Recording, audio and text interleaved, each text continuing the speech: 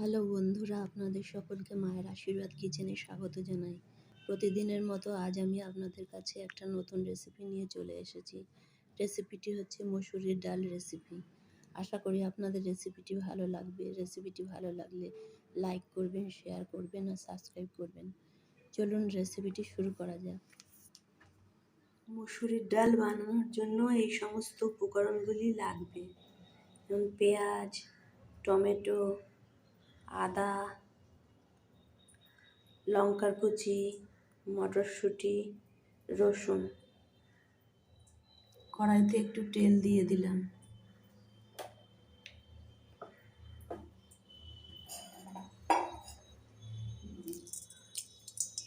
শুকনো লঙ্কা ফোড়ন দিলাম।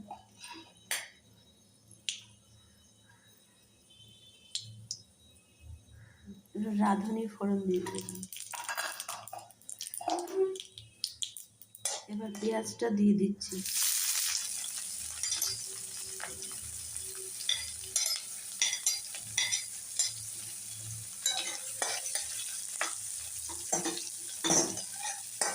ভালোভাবে নেড়ে নিচ্ছি।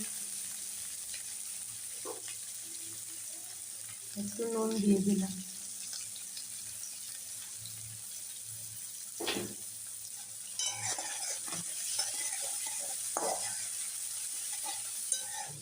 রসুন দিয়ে দিলাম,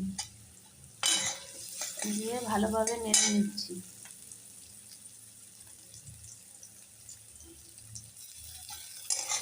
আদা রসুন দিয়ে দিলাম। টমেটো দিয়ে দিচ্ছি আর লঙ্কার কুচিগুলো দিয়ে দিচ্ছি।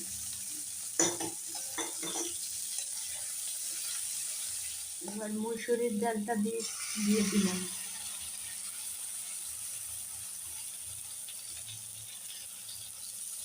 ভালোভাবে কষিয়ে নিচ্ছি।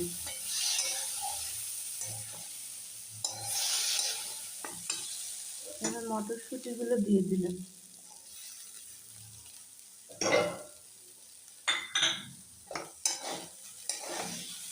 মুসুরির ডাল কষানো হয়ে গেলে জল দিয়ে দিলাম।